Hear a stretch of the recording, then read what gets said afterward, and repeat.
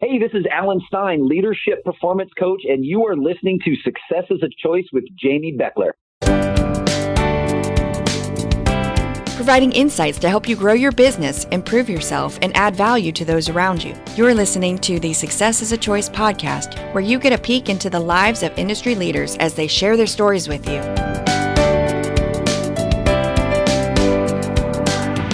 Welcome to Success is a Choice podcast. I'm your host, Jamy Bechler. And if you want to be better and choose success, then today's guest is your guy. Joe Ferraro is the host of the 1% Better podcast. He has interviewed such high-level thought leaders as Seth Godin, Phil Jones, and Daniel Pink. He is also a motivational speaker and co-host of the KWB Radio show with Kevin Wilson. Joe is also a former NCAA baseball coach and player who also now coaches baseball at Bronxville High School in New York and teaches English at Valhalla High School. You will also want to follow him on Twitter at Joe Ferraro on air. Joe, welcome to the show. Jamy, thank you for having me, man. When you read the list like that, it really sounds impressive. I didn't even realize that. So I really, really appreciate you having me. Well, from a time standpoint, I left out some other ones, but all I have to do is list Seth Godin, and that brings credibility. That was an amazing interview, and you've had an amazing guest list, and you do some deep dives into your guests in the podcast. Thank you. I mean, Seth gets people's attention for sure. I find just as much joy in talking to someone you might not have heard of as I do with someone like Seth. But I've been beyond fortunate so far in just over 30 episodes that have such great guests. And make no mistake about it, I looked at your guest list, so I'm honored to be here. You know, we mentioned in the introduction, you do the podcast, the 1% Better podcast. You're also a baseball coach, and that's actually how I got hooked up with you first, is I knew about you as a baseball coach, but kind of give our listeners a little snapshot into your background and your journey up to this point, fill in the gaps a little bit from what I said in the intro. Oh, I'd love to. Yeah, I think my mom is still waiting for me to move back to Pennsylvania where I grew up. I went to college and played 4 years of Division I baseball at Pace University, and I student taught in the same school that I'm at now at Valhalla. So my mom, I think, thought I was going to be a Pennsylvania teacher, but the certification process back then across states required all kinds of additional steps that I never took. So this is year 19 in the classroom at a beautiful school in Westchester County, New York. Right as I got that job, I also got offered the head coaching job at Manhattanville College. So I was 21 years old, right out of college, and I got to take over a struggling baseball program, and I got to teach in a public school in New York. So opportunity knocked. I guess I was ready to walk through the door, and it was incredible. And this is year 19. I teach public speaking, creative writing, and English 12, work with seniors, and I've really leaned into the mentoring part of it, which has been fun in the last 10 years. I spent 5 years as a college head coach, running around like crazy, recruiting coordinator, building the dugouts literally hammering nails into the dugout, trying to fundraise, trying to do all those alumni events. It got a little nuts. And then I spent the last 14 years now as a high school coach, a summer ball coach, and I was reminded today that this is my 4th year podcasting. I mean, my podcast launched on July 1st of this year. So I've been kind of moving in hyperspeed again, but really pouring my efforts into speaking to groups, some personal coaching, and just being on podcasts like this. It's just the amount that I learn in a conversation is just incredible. So that's the snapshot. And I mean, it's something that I hope that I can bring a unique perspective, having lived in a few different worlds. Have you added podcasting or interviewing section to your public speaking class? It's funny. That's a great point that I've thought about, and I've gone back and forth. I never know how to step in front of my classroom and tell them I have this podcast or I've done this, because I learned long ago when I was first starting out, the first thing I wanted to do to my players is give them my resume. I wanted to say, hey, I was on a 1996 national championship team. We played American Legion ball. We beat this team. We did this. We did that. And they just didn't care. I mean, I think that was the myth that we all got promised, was like, if you played at a high level, your players would respect you more. And then it took a lot of time for me to realize that they don't care about that. They care about you caring about them and the relationships that you build. So to transfer that over to the classroom, I have never, and this is transparent time, I've never announced to them that I have a podcast. I've never sat there and said, guys, I have a podcast. And I don't know, maybe that's a character flaw. Maybe I'm trying to be humble. I don't know what it is, Jamy, but what I have done is on the side, and the sneaky part of it, we definitely do the interviewing techniques. I just don't say to them, hey, I'm the 1% better guy. So as you're doing public speaking, you're going out, you're doing motivational speaking at times, and you have this podcast, that should probably lend itself, though, to being able to transfer those skills when you're teaching kids how to do public speaking, as opposed to just, having your note cards, standing at a podium with your hands on the corner of the podium. Oh my goodness. Yeah. I can connect that to being a writing teacher. If you're listening right now and you're a teacher, one of the best things you can do for your students is to write with them, go along the process with them. So I transferred that exactly over that you're talking about to public speaking. I've started telling my groups, not that I have a podcast, but that I've been taking on speaking assignments, and now I'm videotaping myself, and man, it's not pretty at times. And then I'm bringing those lessons into the classroom. But 100%, if you're on the journey with them, really that's where the credibilities come in for me. Not saying I've gotten paid to speak, not saying this group wants me to come in, not saying I've been on a podcast, but more, hey, I'm on this journey together. I haven't figured it all out yet, but I'm loving the process. So with your 1% Better project, your mission is to help people leverage small changes in their mindset, language, and behavior in order to get life-changing results, at least according to your website and your podcast. So my question is, how did you come up with this idea? And, kind of what are some of the specifics about how you go about using this platform to add value to others? Great question. Yeah, I've always been interested in this idea of like things changing your life changing. I've had ice cream before, Jamie, and I'm saying this chocolate chip cookie dough will change your life. This book will change your life. I love that hyperbole, but the more I thought about it, it was something I still loved, but at the same time, I've seen those lifestyle changes that go 180 degrees, and then all of a sudden you're reverting back to where you were. So somewhere along the line in my study and my reading, I found the idea of the law of marginal gains, that if you can get 1% better every day, you get that compounding effect. You see it in The Compounding Effect by Darren Hardy. James Clear's written about it. A lot of people have talked about this idea, and I fell in love with it because it's attainable. It's measurable. And it has that word that we love so much, which is progress, right? I mean, you talk about happiness, very, very much related to progress. So lifestyle changes overnight? No. Lifestyle changes that are sustainable, right? That are measurable, that we can say, when our head hits the pillow, did we get 1% better? And it almost gets to the point of comedy where you say, well, how can you look yourself in the eye and say, I didn't get 1% better? But it does happen. You say, man, I didn't get better today. And you use it as this very, very attainable measuring stick. And I think that it's done a lot for people that I've worked with, and it's certainly done a lot for me. Well, you've had some great guests on your podcast. What have been some common traits that you've seen or the things you've heard from your guests that have led to some of their success? Far and away, the number one common trait that I've seen is that they are doers. They are doing things. There's action, right? So I tend to be an introvert. I tend to be someone who studies, who wants the best possible solution before acting. And what I found over time is that is not the best course of action. In preparing for our talk today, I went back to my emails that I remembered, and I didn't know how far back this went, but there was a podcaster, and he's still working, by the name of Andy Traub. Traub. And I had an email correspondence with him, and I don't think I've properly thanked him for this, but I went back today and I looked at it. October 5th, 2011.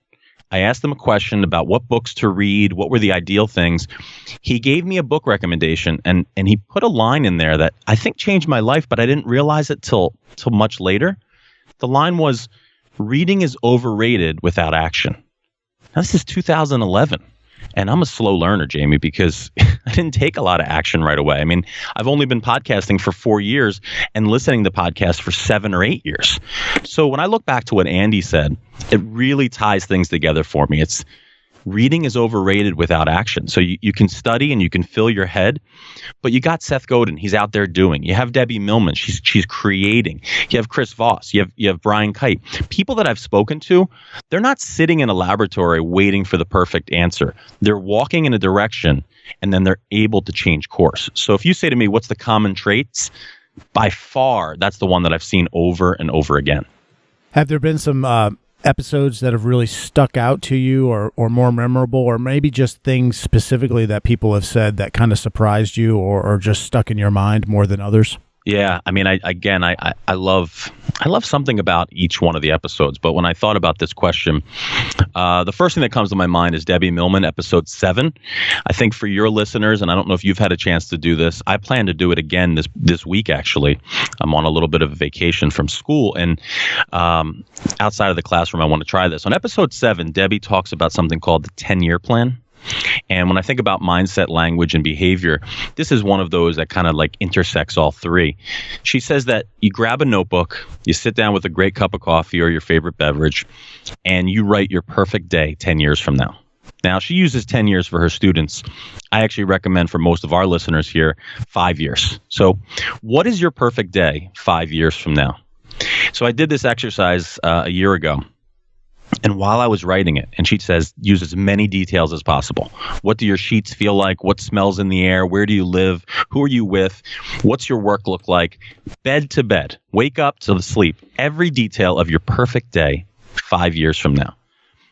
Jamy, when I did this exercise a little under a year ago, my throat was getting closed. I felt nervous writing it. There was no one around. And I felt like, I can't believe I'm writing these things down. Like, this makes no sense to me. How can I possibly write these things? Like, I'll never be able to achieve these things. And then immediately I stopped myself and said, Debbie says, write it down and then revisit it every so often and see how you're doing. And she says that the teacher that taught it to her claimed it had this very powerful effect that just things started coming true in bunches. And it's funny looking back to that, some of the things I've written down for my 5 to 10 year plan have started to come true. And I don't know which comes first, whether it's writing it, visualizing it, believing it. But when I think back to 32 plus episodes of my podcast, that sticks out above many others because everyone listening right now can do that. They just grab a notebook, write your perfect day for 5 years, and away you go. That is a nice piece of advice. And we'll put that episode 7 with Debbie Millman, we'll put that in the show notes so people can get to that pretty quickly. You've mentioned other guests, Chris Voss, Debbie Millman. Are there some guests that you is kind of like your whale or your bucket list for guests, people that you'd love to still interview? Oh, yeah. I think when you first start a podcast like this, you make a list. I had a discussion with Ryan Hawk somewhere after I started. He was my first guest on the podcast. He has a great podcast called The Learning Leader, but he's become somewhat of a mentor. And it's funny. I thought I was doing a lot of work on the podcast. And then he said, oh, so where's your spreadsheet for your future guests? And I said, I'm not sure what you mean. He says, well, I have a list currently. Now, he at this point, he was 120 episodes in. He said, I have a spreadsheet where I have 500 guests on there. And I go, okay. And he goes, and I email 2 of them a day.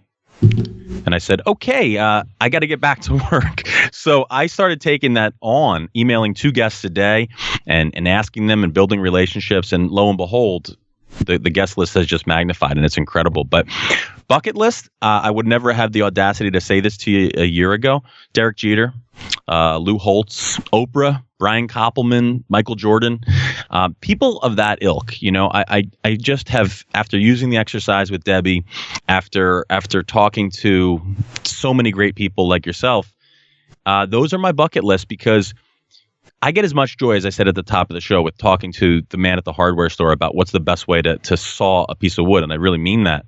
But there's something to be said about talking to people that have lived in that rarefied air to just see what their mindset is. Is it talent that separated them? Is it hard work? Is it some mystical combo? So when you say bucket lists, I'm going to put names on there that make me even a little scared. Well, we mentioned earlier that you're a baseball coach. So my question would be, how do you transfer kind of your abilities, your views, your thoughts, your talents as a podcaster, as a motivational speaker? How do you transfer those to you as a baseball coach so that you can add value to your student athletes? The best way to answer that is every day, right? So every day and everything. So when we look at it, I think Brian Kite talked about this in, I think, episode 17. He doesn't believe in the idea of work-life balance. He talks about work-life alignment. And I don't think there's a better example of that in my life than when I'm in the classroom or I'm with the baseball team. So when I'm talking to the baseball team, I'm actually calling upon these strategies that these world-class leaders have taught me. So everything from eye contact and slowing down to starting with the end in mind, something that Covey might say, just the idea of being present with them, right? So I'm merging the worlds all the time. There's never a point where I'm saying, okay, Now I'm a baseball coach. What I'm actually saying is let's start today with a lesson, a teachable moment. Let's see if we can empower them. Let's see if we can talk our players through the idea of, is there a purpose here? Are we pouring into each other? So I think the best way that I can help you and your listeners understand what I'm trying to do is I'm trying to be more of myself, right? Not trying to be someone else, not trying to be Chris Voss or Sheila Heen, but trying to be more of who I am. And then when I go into different atmospheres, different places in the world, try to be my truest, authentic self. Well, we do have a lot of coaches, some baseball coaches that listen to this, but regardless, we do have a number of coaches and educators. What do you think of if you hear a coach say, "I don't discuss playing time"? What are your thoughts to that? I don't want to offend anybody, but I sometimes you have to by accident. I think it's ludicrous. I think it's absolutely nonsensical. When I hear it, I don't understand even the place that it's coming from. I'm a huge proponent of coaches. I've been one for 21 years. I know I don't have it all figured out. But to me, I have to be honest, when I hear that, I think I hear fear. I think of kind of a power play. I think of an authority figure. I don't hear someone saying that believes in open communication. I don't hear someone saying, well, I want the athlete, the student athlete, myself, and the parent or guardian to have a triangle where we kind of talk it out. I think it's an old school, I hate to say this, I think it's an old school mentality that doesn't hold up in the modern game. Now, if you say to me, the game's over, we lost 5-4 on a walk-off, bloop single, and everyone's frustrated, and now it's time to ask me about Zach's playing time. Yeah, that's something that my friend Kevin Wilson says, timing, right? Timing is everything in communication. That's a different subject. But if you say to me, Jamie, hey, do you discuss playing time? Of course I do, because I want Theo to know, and I want Theo's mom or dad to know the choices. They're not going to always agree with it, but I want them to know the rationale, why I made that choice, what I'm determining playing time on. I mean, does that make sense? Yeah, absolutely. And that goes to just having your fingers on the pulse of what's going on with your parents, what's going on with your student athletes, and connecting with them, being human. You're right. It doesn't have to be threatening, especially if you have your P's and Q's in order.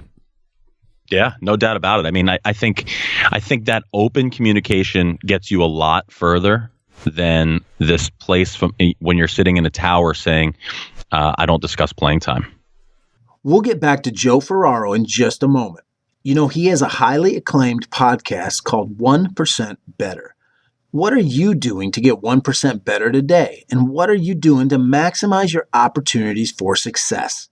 We have a new book called Building Champions: Success Principles from A to Z, and it's designed to help you better understand the foundational principles needed to be a champion on and off the playing fields. Learn more about this book by visiting buildingchampionsthebook.com. Now back to Joe Ferraro and this great interview. Well, what are some of the biggest challenges that you face right now, either as a coach or as an educator? The first word that comes to mind is attention. It can have a negative connotation that you're searching for attention, but honestly, to try to get a 17-year-old's attention in this world, I find it to be a daily challenge. The phones that we all have in our pockets, I don't know if we think about it too often enough. They're incredible, incredible devices. Like the power and capability that they have for another human being to stand in front of them and say, hey guys, let's talk about writing for the next 40 minutes versus what they can click on with 2 thumb swipes. It's really daunting, Jamie. I find it to be that way. So when teachers say, well, I'm not an entertainer or I'm not there to win friends, yeah, I agree with both of those ideas. But to be honest, I don't think you can teach anything without getting the attention of the people in the room. And there's definitely different strategies that I've acquired over the years to do that. And I would say, number one, that's it. Because if you can't get their attention, it doesn't matter what you know. You talk about building relationships, but a piece of that even before the building relationships is, hey, can you give my student athletes a reason to pay attention? Because you're competing with a fast-paced world. So that's the biggest challenge. I know some people say, oh, parents, not at all. I've been very blessed to have great relationships with parents, but at times I would have to say it's no accident, because if you invest in the relationship with the kid and you invest with the parent, that's not the problem. The problem is 17-year-old to 21-year-old kid in front of you, they need purpose. They need to know what they're listening for. Would you say that that's one of the biggest mistakes that leaders sometimes make, or people in authority sometimes make? Yeah, I'm baffled when people say, still try to say, because I said so.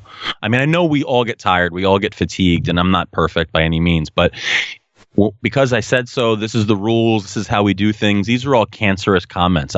One of the biggest things in my project is kind of analyzing language and just trying to figure out the input of language and the output. And when coaches and leaders resort to things like that, I think they come from a place of desperation. And honestly, I couldn't be more compassionate about that, because it's a real problem right now. We're trying to educate people who at times don't want to be educated. And the only thing I've found that works consistently is to give them a reason, give them a purpose. So I try to be very, very proactive about why we're doing something, to take that completely off the table. Hey guys, we're going to be doing this writing exercise right now. And here's the reason why I think it works for you. And I think it's so important that we're doing it now. You know, older generation teachers that haven't made a shift yet, they bristle at something like that. But to me, I'm trying to align purpose before we even get started. You have a 45-minute commute every day from your home to your workplace, so there's plenty of time to listen to podcasts, and you are a fan of podcasts. What are some of the podcasts that you would recommend to our listeners, maybe actual podcasts or episodes that you like in particular? Yeah, you're so right. It's funny. The other day, I had this moment of, I had to remind myself not to be jealous. Oprah Winfrey has a podcast. Like, I almost wanted to say, Oprah, can you leave something for the rest of us? Now, I know I said she's a bucket list guest, and maybe this is my moment to get her. But honestly, like Oprah, Seth Godin, the best in the world have podcasts. So I just want to say that. But that being said, the reason they have a podcast is because it's such an intimate form where you can connect. So every single day of my commute, I'm listening to a podcast, and it's changed my commute. Like, I know a lot of people that wouldn't live 45 minutes away from their work, and I don't know if I could without podcasts. So in thinking about this question, I want to give you a couple that jump out at me that maybe are outside the norm. So first of all, listeners of your show, I'm sure, have listened to all of them, but if they haven't, episode 51, The Go-Giver with Bob Berg, that was my favorite. So I'm going to give that quick plug for you, Jamie, because you've churned out a lot of great episodes, but that's here close to home at Success is a Choice. Two other ones, though. Episode 44 of a friend of mine's podcast, ABCA, Calls from the Clubhouse. Jeremy Sheetinger does an unreal job. But on episode 44, he had a world-class baseball coach on and a world-class leader, and I think that's someone your listeners want to pay attention to. His name is Matt Deggs, former Texas A&M coach. Huge story of transformation and some hard times and overcoming it. Had a chance to interview him on a panel recently, and honestly, every time he spoke, you could hear a pin drop in the room. So episode 44, Sheets tees him up, and he talks about just the difference between transformational leadership and transactional. So that's kind of like, that one finishes, you restart it and listen to it again and just kind of figure out how in the world Matt's doing this. But then in a completely different direction, this is more of on the way home from the commute, because I try to shut my brain off a little bit. A podcast I don't know if your listeners have listened to, but it's called You Made It Weird. You Made It Weird by Pete Holmes. He's a comedian, and he actually has this show on HBO called Crashing right now. And they talk about everything from religion to the afterlife to leadership to comedy. It is just out there, but Pete is just a gifted comedian and conversationalist. He did an episode with Phil Rosenthal, I'll Have What Phil's Having, and Everyone Loves Raymond creator, that I think was my favorite conversation of 2018 so far. They talk about food and community and communication and just what it means to be together with people. So if you're looking for transformation, it's that episode 44 of ABCA. If you're looking for comedy / wow, this is what we're after, Pete Holmes, You Made It Weird. Are there some books that you've read recently that you would definitely recommend? It's funny, I've been reading nonstop, but for the show. So not a lot of time for just downtime reading. But as I'm looking right now, I'm looking at Herding Tigers by Todd Henry. I'm looking at The Leadership Playbook, yours truly. Those books are great. I also revisited The War of Art recently. I don't know if you're familiar with the Pressfield book, but that's a great book that you can read in one sitting.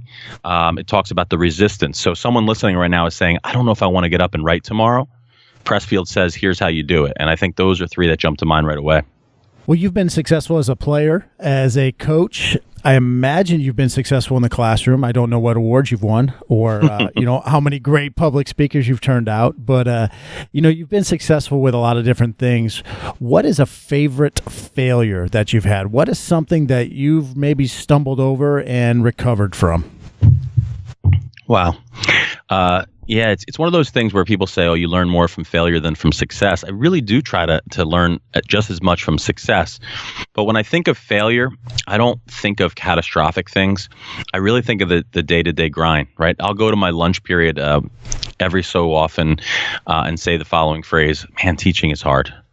And they'll just laugh at me. And they're like, well, yesterday you said you changed this kid's life or he helped you learn something and everything was going great.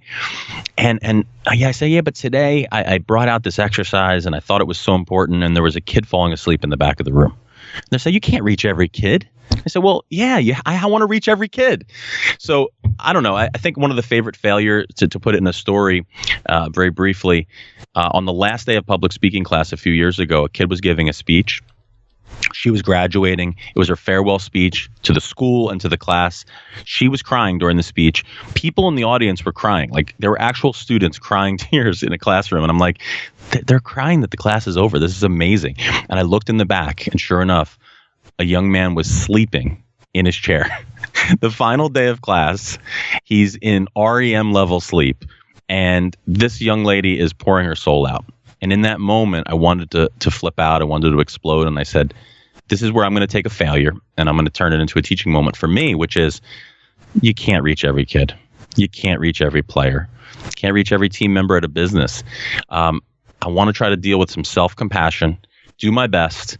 And when I think of failure, I think of that young man sleeping in the back and just saying, did we do all we can? Did we try to get better today? If we did, it's all we can do. And I think about that quite honestly, quite often. How better of a coach are you now than when you started podcasting? Wow. That's a great question. Very difficult for me to try to measure. It's funny. I will be candid. I think I'm a worse technical coach. I think that I talk to coaches today who are putting the same amount of effort into their coaching technical parts of it that I am into the podcasting game. And I think they've passed me by on some levels, whether it be launch angle on a swing or the right terminology for fielding a ground ball.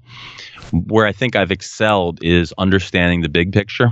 The idea that, I just got a wedding invitation for one of my former student athletes. And knowing that, in the first 5 years of me coaching, never got a single wedding invitation, never got a single birth announcement. So I have found the priority that I think works best for me and my student athletes. Technically, maybe I dropped a notch or two, but what I'm trying to do is pour into each kid individually, more in a hand-to-hand combat kind of way, and see if I can impact their lives just a little bit each day. So would that be kind of what you measure success as a coach?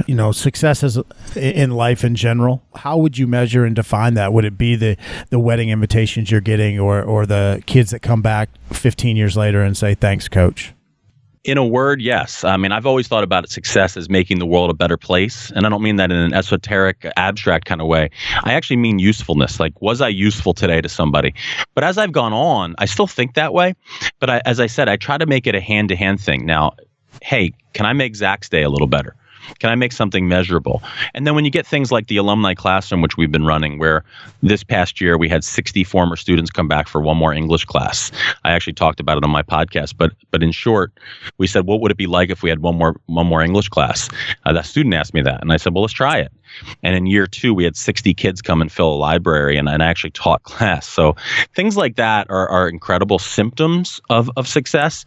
But honestly, can I email a kid to make their day a little brighter? That 5-minute conversation on the way into the class, probably more memorable to the kid than anything I can teach them about creative writing.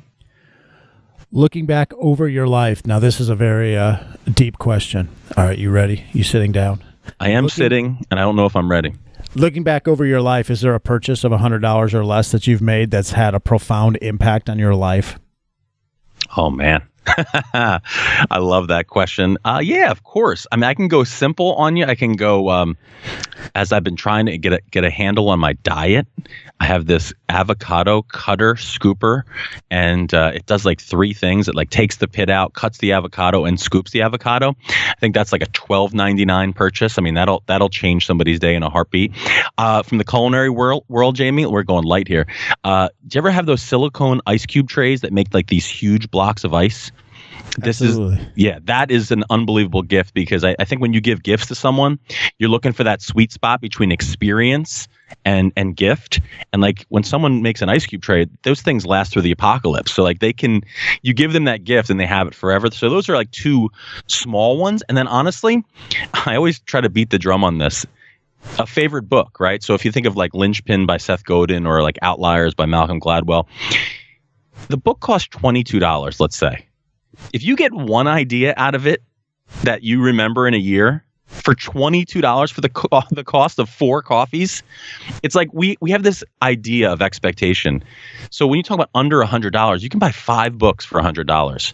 The amount of ideas, if you choose carefully, they can change your life in a hurry. So I think dollar for dollar, besides Google, the best investment you could ever make is a book. So I'll give you 2 silly and 1 serious for that question. No, good answers. Where can people connect with you or learn more about what you're doing? I check my email at an uncomfortable pace. Like I check it way too much. I might be addicted. And you can find my email address, get1percentbetter@gmail.com. But everything I'm really proud of is at 1percentbetterproject.com. I launched the website on January 1st, and the feedback's been great. And it's so indicative of my project. It's nowhere near where I want it to be, but I got to go all the way back to what I said earlier. The number 1 trait is that people have action. If you do something, you can change course. If I would have waited until my website was picture perfect, I wouldn't be living in the spirit of 1% Better. I wouldn't have a website. I wouldn't be talking to you. And now I can go back and change the website and update it. But on Twitter, I'm at Ferraro on Air, and everything you can find on the website at 1percentbetterproject.com. That's ONE. And it's been great. It's been a journey that I think is just getting started. It's so exciting. Well, what is a favorite quote that you have, or any parting wisdom you'd like to share with our audience? Well, first of all, I want to thank you for having me on. You have an infinite amount of guests to pick from, and I hope I brought a little bit of value to the airwaves. It's very, very flattering, and I don't take it lightly. My favorite quote for the last year has been, "Comparison is the thief of joy." Comparison is the thief of joy. Teddy Roosevelt said that, and I think you can apply it in so many places in your life. Whether it's, my wife's wedding ring isn't big enough, or, my house isn't as nice as Bob's, or I don't know why I don't have as much of an audience as Tim Ferriss, or I don't know, how come Jamie's book isn't selling as much as X, Y, and Z?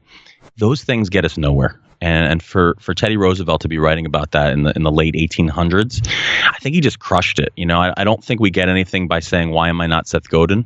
I think if we can be more of ourselves and kind of get 1% better every day, very attainable, I feel like that's success. Well, I appreciate your time, Joe, and we will definitely be putting this stuff in the show notes so people can check out your website, but also check out your podcast as well. And if you want to get 1% better, then Joe Ferraro is your guy. So, Joe, thanks so much for joining us today. Jamie, thank you. Man, I love that dude's energy and insights. Joe Ferraro is doing some great things with his podcast, in the classroom, and on the baseball diamond. If you're not motivated after listening to him to get 1% better today, then something is wrong. I highly encourage you to check out his podcast, as he has some great guests. Also, if this is your first time listening to us, thanks for joining us today. And please take just a quick second to hit that little subscribe button so you don't miss out on any future episodes.